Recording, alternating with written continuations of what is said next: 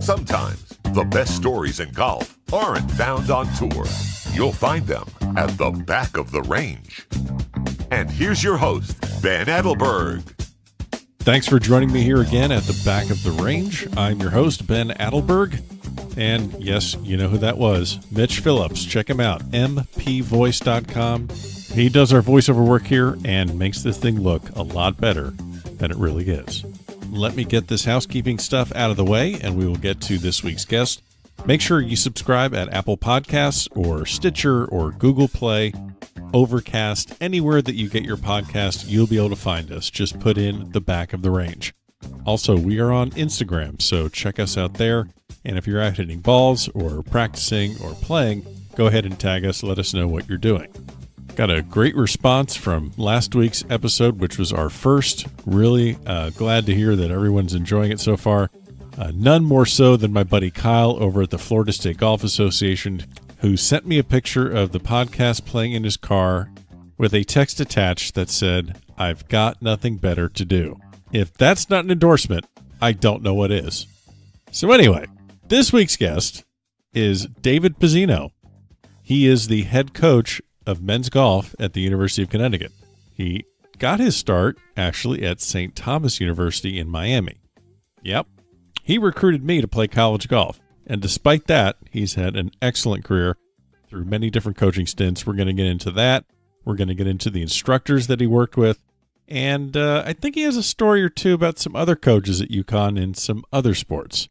So I still can't call you David. So, Coach, welcome to the back of the range. Ben, it's quite an honor. We're going to have a lot of fun, I'm sure. You didn't see this coming when you recruited me to play for you at St. Thomas University back in the day, did you? You didn't say, man, I want him on the team, but I'm probably going to have to do a podcast for him in like 25 years.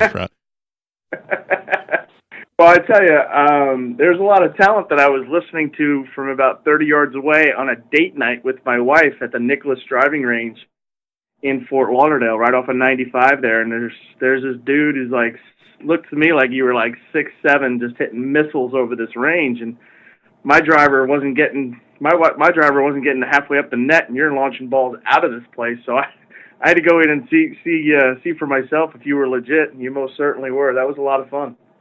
Well, that was a very important night in my life. It led me down to St. Thomas University in Miami and playing college golf that I never really expected.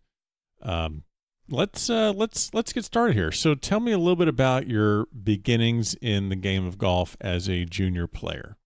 Yeah, so I didn't start till later. I had to stop playing football, the whole thing. And so when I started playing, I was 16. I played when I was 12, but I hated the game, and which was crazy because it's, other than my family, it's all that I do now. But I started when I was 16. We were living in California on the second hole of Discovery Bay Golf Club, out in Discovery Bay, California. And there was a mini tour player who was an awesome player. His name's Dave DeLong, and he kind of hooked me up with being able to caddy for him and watch him play. And I remember on the fourth tee, we were backed up, and he hands me his driver and goes, "Hey man, give it a rip. What do you think?" It's a brand new, tailor-made Pittsburgh Persimmon driver, and I hit one and left a huge idiot mark on the top of the driver, and I was like, uh-oh, is that bad? I didn't even know. And he's like, "Nope, just keep going. I got a trunk full of them. Go ahead and hit another one." And I hit the second one, and it was like hitting a home run, like the feeling of a really pure struck golf shot. I think it hit the fairway, but I didn't really care. The feeling was just amazing, and Dave was really great to me, gave me a lot of instruction, and then tied me into the local pro that was in the area, Ron Parsons, and I played in the Contra Costa Junior Golf stuff, which was amazing. I mean, I think it was like $20. You show up, there's lunch, you play golf, there's instruction involved. A lot of good players came out of there. A guy that ran that was named Rob Bolt. His family's really big in the East Bay area out in California. We moved to New Jersey my sophomore year in high school, and just played on the high school golf team. Wanted to play college golf.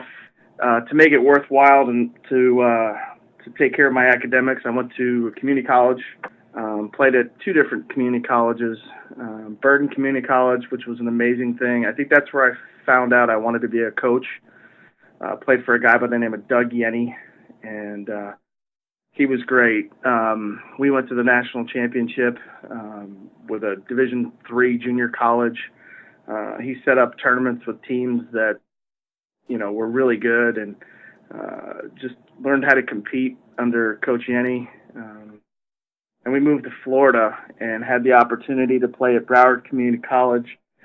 Mr. Toski owned the range there at Broward Community College, and he gave me and all the guys on our team so much time, and that's where I kind of watched how great players practiced and played. And Mr. Toski was everything in my life then. I got a lot of great work in with Bob, and had guys on our team that were really amazing. There's a guy down there, Mike Neely. Mike was a couple-time state amateur champ, I think. I know Mike Neely. Yeah. I think he's one of the only guys that's ever won the Broward, Dade, and Palm Beach County Amateur in the state of Florida. Doesn't surprise me, and the guy was so good to me. I was like the wannabe fifth guy on that roster. I mean, I moved from New Jersey down to Broward. We're playing at Carolina Golf Club. I think it was our first round of qualifying, and I think I shot 73, and I'm like, wow, 73 is solid. And we go in and find out, well, yeah, that's not even in the top 6. So I had to reevaluate my golf, and really just learned how to practice harder. That's community college golf was the way to go for me. I really needed that extra time. If you had not had the wealth of knowledge that you had acquired at community college, so obviously you're Broward Community College, which for those people listening know South Florida at all, it is literally across the parking lot is the Toski Battersby Learning Center, where Bob Toski, who's, again, if you don't know Bob Toski, Google Bob Toski, one of the basically the pioneer of instruction. I think arguably the pioneer of instruction out of Golf Digest, golf magazines, where you can see how to hit a slice or how to hit a fade, how to hit a draw, how to correct a slice. So he was like the father of that. And so you're going to school working with him, and then you have all these guys that are really good to you. They're sharing the knowledge. Did you ever stop to think what you would be doing if you had had a less informative college experience around golf, where it's just, hey, I played for this small D3 team and we all yucked it up in the van and, shot in the 70s and 80s and had some beers and had some laughs, and that was about it? Did you ever think what would have happened if you had not had that experience? I've never thought what the heck I would do if I didn't focus my life around golf or trying to play and competing and playing with guys like Mike Neely and Tony Roderick. I mean, these guys. Tony had a self-made swing. Mike Neely looked like Ernie Els. I mean, I walked into a beehive, and these guys could all flat out play. And you learn how good your good's got to be when you go to a place like Broward at the time. It's you got to up your game. And Toski was like, for me, I had some great instruction, but never to the level of that. And then when I was with him, he was 67 years old and could, he beat his age a lot from the back tees. I mean, he was 5'4", 135 pounds. And so when's the last time you saw Mr. Toski? Has he ever come up for a visit to UCONN? Yeah, and he came up and did a thing at the Travelers Championship, and he looked right at me, and I went up to him. First thing out of his mouth was like, "Geez, Smiles, how you been, pal? Put the beers down." And I don't even drink beers. I've been very blessed, Ben, because the coaching thing kicked in when I was at St. Thomas, and St. Thomas gave me an opportunity to finish out my senior year, and I do want to ask how that happened. So you're at Broward, and then how do you get to So St. I'm at Thomas? Broward, and I had a commitment out of high school to play at the University of Southern Mississippi, and really wanted to see what that was all about, and loved Hattiesburg. I played for a great man with a bunch of really good guys. but just got homesick. Missed my fiance at the time. My wife and I were engaged before I went away to school, and Hattiesburg is an awesome place. They've got a great program now. Most certainly just missed being home. A family. I'm the youngest of four, and wanted to be back home in South Florida. So transferred back to finish out my senior year, and when I did, they made a coaching change like last week in August, first week in September, and they were trying to figure out what they were going to do. But that I only had 1 year of eligibility left, so I went in there trying to see what they were going to do, and they're like, "Well, we're going to have a team, but we may not have one until the spring." And I was like, "Well, all right. Well, then I'm gonna transfer." So, since you also graduated from St. Thomas, you remember Dr. Ted Abernathy, right? Absolutely. I went in and I was saying goodbye to everybody, and went into Ted's office, and I was trying to say goodbye, and he kind of shut the door, and we had a little come to Jesus meeting because he called me out. It's probably the most significant conversation I've had professionally, is that he called me out, and I wasn't even ready to coach yet. I'm telling you, I was, 22 at the time, and senior, finishing up, and he said to me, he's like, this is kind of weak. You're turning a little bit of a challenge into, I'm going to duck and run. He goes, that's just garbage. He goes, I know you as a person. That doesn't seem like you. So I kind of sat back, and I looked at it, and I was like, yeah, how hard could it be to coach a college golf team? I could do that, and then, I could still try to play. Which ended up being a complete, utter disaster professional golf-wise. So I packed that in after I had the opportunity to coach. And I went in, I sat with Ted, and we kind of formulated a script on how to go into the athletic director and talk to him about it. And thank God Laura Courtley Todd was I think she was the associate AD at the time, and now she's the longtime AD who's done tremendous things at our alma mater. I went in there and I said, well, look, if you guys need somebody to, set up tournaments and go recruiting and all that, I could do that. I could totally do that. So they gave me the job. Did you think you could do that? No chance. Okay. Good. Lying through my teeth in a Catholic university wasn't the best move in the world, but not as bad as the shit I did. Had one idea. I thought I could do it. It was a little bit of a challenge with guys being my age and a little bit older than me on the team. But I knew one thing. I loved the game, and I loved St. Thomas. So that was important. And I think that's what really carried me through. And I think another thing was I went and bought a book. I was told by the vice president at the time that I needed to read a book. It was called They Call Me Coach by John Wooden, the famous UCLA basketball coach, all those national championships. And the crazy thing is, Ben, I read it before every season. So my copy is a little beat up. It's got a lot of highlights in it, and the pyramid of success looks pretty beat up right now, so I probably should get another copy. But, I have to thank Ted Abernathy for getting me going, because I could have walked away from a really great situation. We built something really special at St. Thomas, went to two back-to-back national championships, really had a great run there, had great support. The sports administration program at St. Thomas was a huge recruiting vehicle for us, absolutely. But so what was the biggest challenge that you had to deal with, or any just anecdotes? Because I think this was before, I was not there when you were the playing coach. Right. So I had no idea what I was doing, right? Like, we had young kids who I thought could really play, but they got to school, and it was a little bit over their head, balancing school and golf. And I went in there with a little bit of a chip. I could still play a little bit, not that I was ever any good, but I still had a little bit of a chip on my shoulder, and I was pretty hard, and I needed to evaluate who I was as a coach and had to back down a little bit for sure. I think the biggest thing for me is I needed to learn a lot of patience, right? Like, guys weren't trying to make bogeys.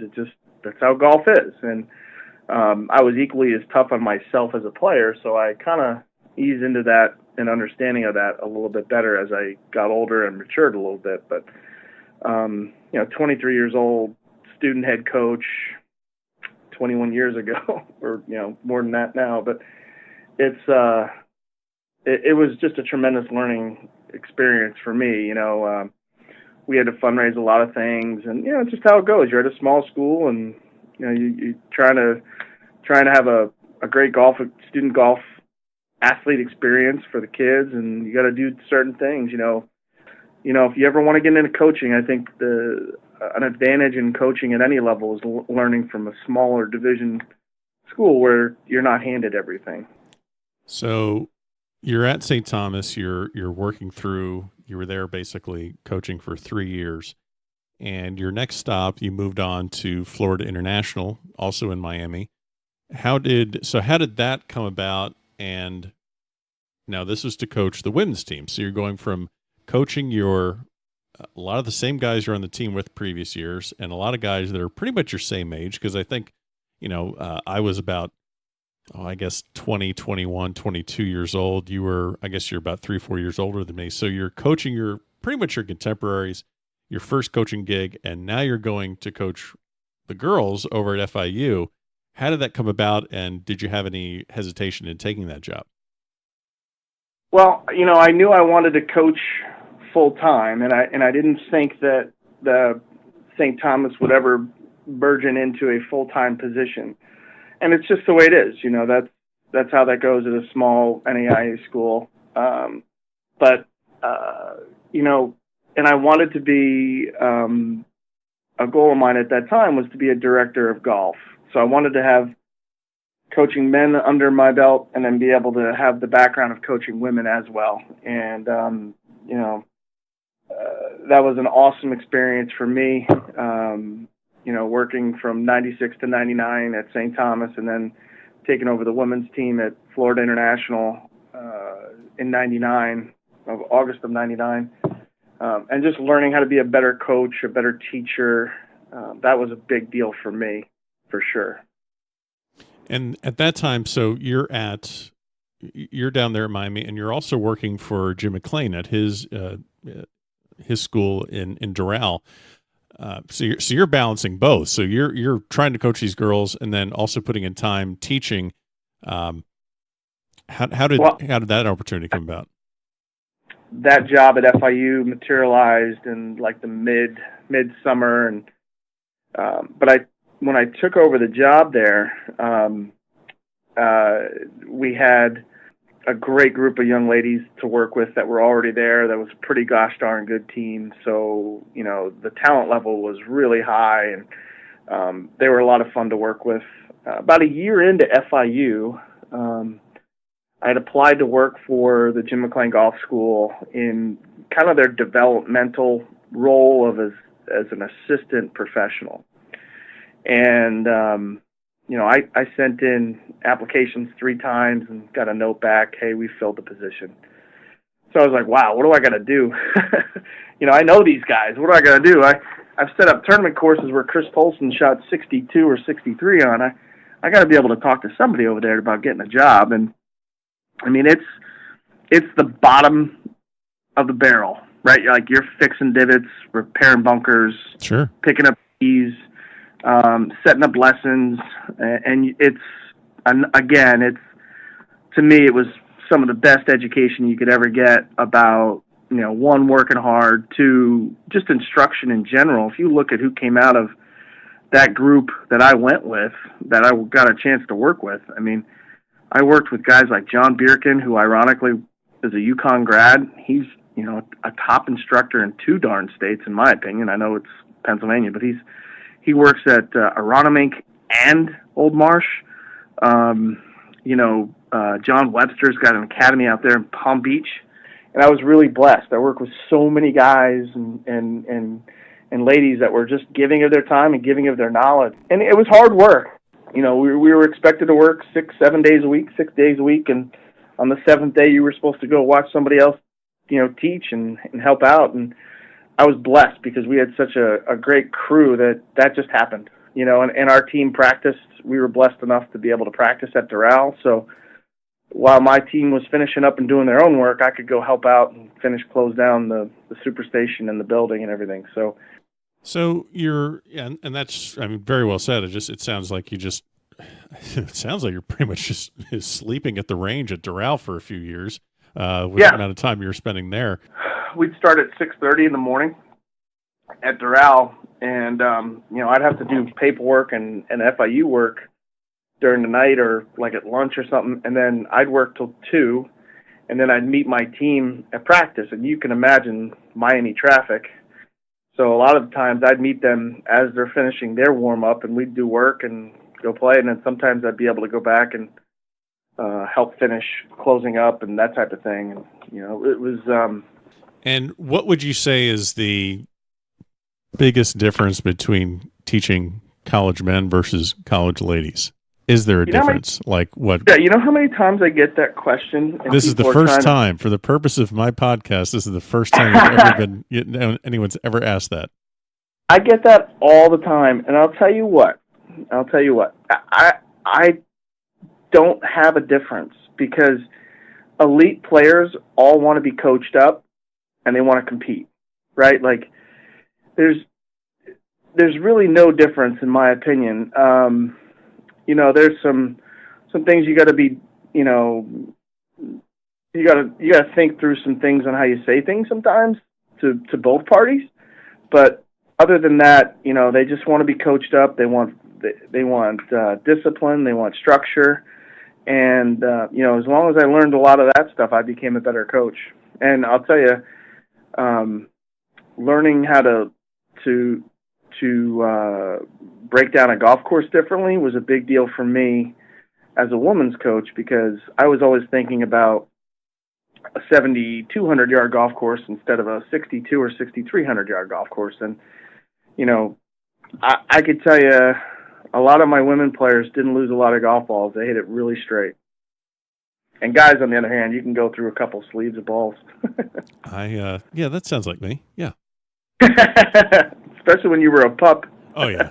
I still don't know where it's going half the time. It's all smoke and mirrors. But so it sounds to me that this was really one of the most educational periods of your career, where you're learning so much at the McLean Center, and then you're immediately able to implement these lessons to your team at FIU. So if you could think of one nugget that you obtained from McLean that translated right to your coaching, what would that be? Honestly, I learned how to back off. That was the biggest thing, that as a college coach and a guy coach now, you don't want to be throwing too much instruction at a guy, because a lot of the time these elite women and men players, they have their own instructors. So why are you going to try to jump in and change anything? Sure. So you learned not just the swing and how to teach it, but also how to manage players. I did, and the next guy I worked for was probably the best in the business at that, and that's why his teams are always so magnificent. Okay, so that's the perfect lead-in. So you leave FIU, an opportunity comes up to be an assistant under Mike Small at Illinois, and so how did that come about? And then you're only there for a year, so talk about what you learned and what you gained in that 1 year. Well, I was there for 18 months. The funny thing was, I had applied for the job, and I had only told 2 people that I applied for it. When I was growing up in high school, the Fighting Illini was like my favorite basketball team, and my mother and father-in-law lived in Champaign, Illinois at the time. So we'd been in Champaign a couple times, and I had applied for other jobs, but I kept getting told no thanks. For a myriad of reasons. I wasn't coaching long enough, I didn't have a background, and some other things. And I decided that, well, now granted I was a Division I women's coach, now I needed to go back and get on the men's side. And I knew I wanted to be at a place that was in a big conference, and I wanted to work for somebody who had been doing this for a while. And I think Coach Small had been doing it for 8 or 9 years by the time I applied for the job. And I get a phone call from his secretary one afternoon, and they said, hey, Coach Small would like to bring you in for the interview for the assistant job. I'd like to be able to set that up. When can we do it? And Ben, I honestly thought it was one of my buddies calling me and goofing on me. So I said, all right, I'll tell you what, let me get back to you on that. And she's like, well, we need you to do it today because we need to get a flight. And I'm like, oh, you bet, I'll get back to you. So I hung up and I called that buddy of mine. He's like, I don't know what you're talking about. That's real.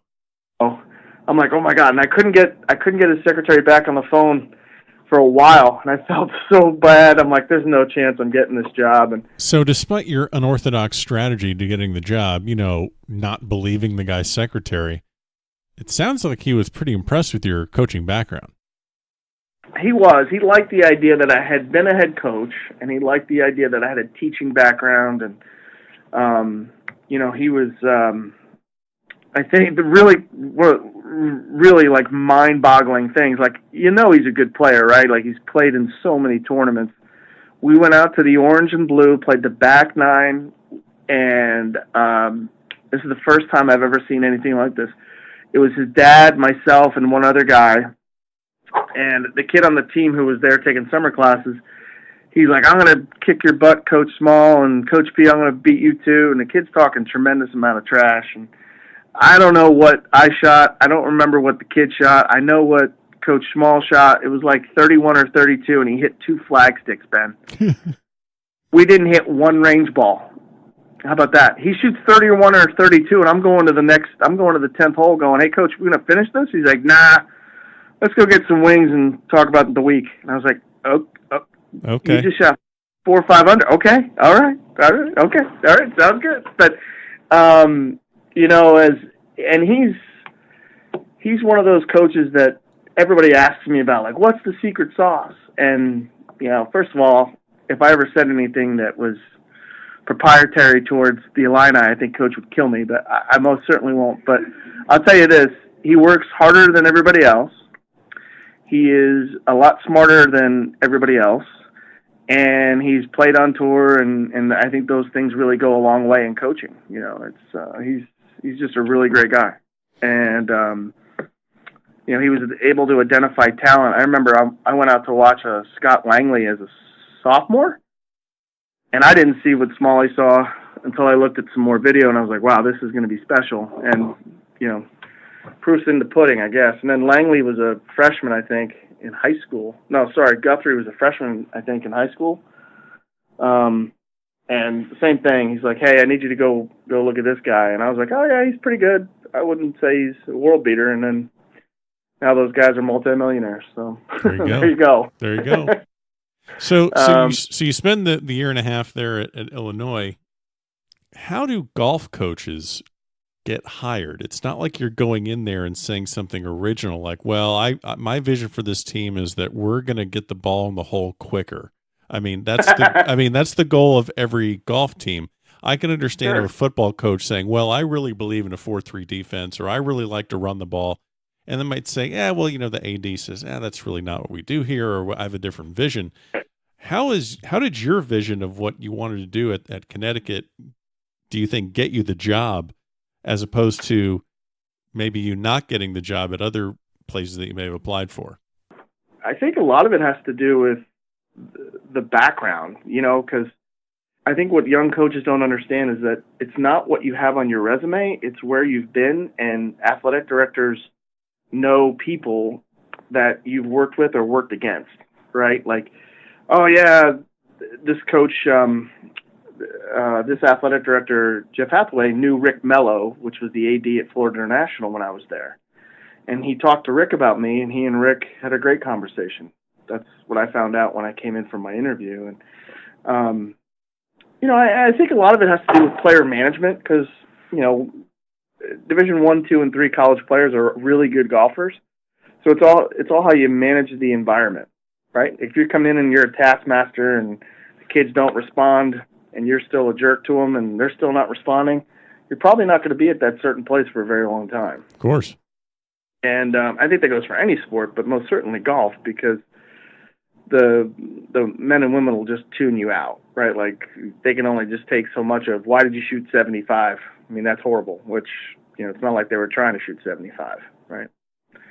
But I think when you show player development, and I think that you show your recruiting prowess, I think that those are important, and how your presence is during an interview, I think that says a lot about how you can control and build a program, for sure. So right now, you have 2 players on your team, just to kind of get back into, what you mentioned about recruiting. You have Rodrigo Sanchez from the Dominican Republic and Sasha Wardebro from Switzerland. Yep. How do you recruit internationally? Like, you can't just go down to the local junior tournament and scout a bunch of kids. How do you recruit internationally and have a really good idea what you're doing? When it comes to international recruiting for UConn, UConn is a really great academic institution, and it gives players a lot of options. So when they graduate, they have an opportunity to take their game and play professionally, or take their game and go to the boardroom, if you know what I mean. Sure. And, I do the international landscape a little bit more like I try to reach out to people who I trust and I have good friends with. Rodrigo, our assistant coach, Adam Vicari, we were down together at Doral, and I asked him to go follow a group for another kid. And he texted me while I was on the other side of the golf course, said, "Yeah, I'm not loving that kid, but I really like this Dominican kid. You think he would want to come to Stores? ? And I was like, well, I don't know. And I took 4 steps, and I remembered, wait a minute, the national coach worked with us at Doral. His name's Jonas, and Jonas and I reached out and found out Jonas was on property, and Jonas was able to get me his resume and everything, and Rodrigo and I, recruiting internationally is a lot easier now because of, Skype, FaceTime, the whole thing. So I spoke to Rodrigo, I think it was once a week, as soon as we were allowed to speak to him, and we just hit it off. That kid loves to compete, loves to play, did a lot of great work with Jonas and a guy who I absolutely adore at Jim McLean, Rob Campbell. He and Rob did some really great work together, so it was really neat to get Rodrigo. And Sasha was a kind of a guy that, like, he was a part-time American, right? Like, right. He was here in the United States for a little while, then he was back in Switzerland. But it's all about the institutional fit, Ben, right? Like, you got to go to a place where you're going to love, and those two guys love it here, which is I've been very grateful for. So how do you sell? Like, I know you've really hit on this with academics, and obviously it's Division I team, but how do you sell UConn golf to someone that isn't from the Northeast, that maybe didn't have it on their radar? How are you selling UConn? Because you just told me that what's the weather like there today? 40 something and windy. It's actually a sunny 46 degrees right now, brother. Mm-hmm. So I think the university sells itself, right? So the University of Connecticut is so strong academically. They were just ranked the top 20 public university in the country. I think when you look at kids that go to UConn, on the golf side of it, they come in and they get better. And that's what I'm really proud about. They have the opportunity to play golf at the Division I level at a high-end conference against some of the best competition in the country. And then we schedule a very demanding schedule every year. And, we'll see a ton of NCAA postseason schools because that's where we want our program to be.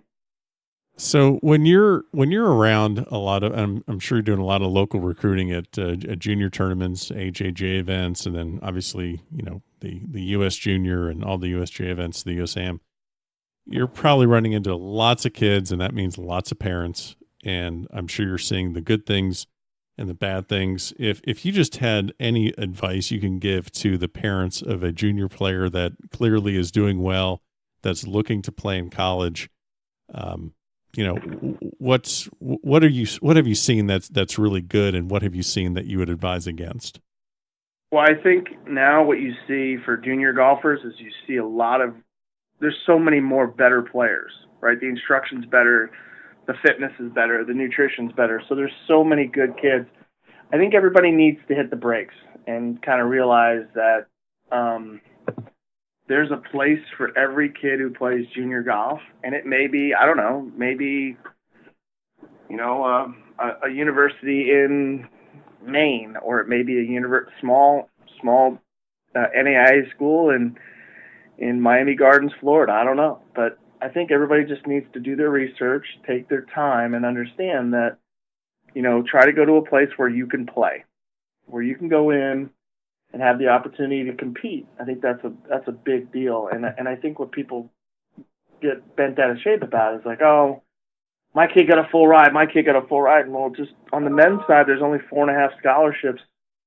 So there's not that many kids that are getting full rides on the men's side when it comes to men's golf. So I think that's what people need to understand is that if you do your research and take your time and go take unofficial visits, you get to learn more about the school, and that I think is super important.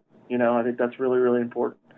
I would say that when your player is at a tournament, let them be the one carrying their bag and cleaning their clubs. Don't jump in there and carry their bag from the car to the range for them. And I mean, I'm not carrying a guy's bag from the van to the range unless they need help. That's for sure. But it's interesting that I didn't know that when I got started in the game that so many guys, there would be so many guys to recruit, but there's so many men players and there's so many good players. So that's why I think college-bound junior golfers, men and women, would do themselves a lot of good if they focused on course management and short game.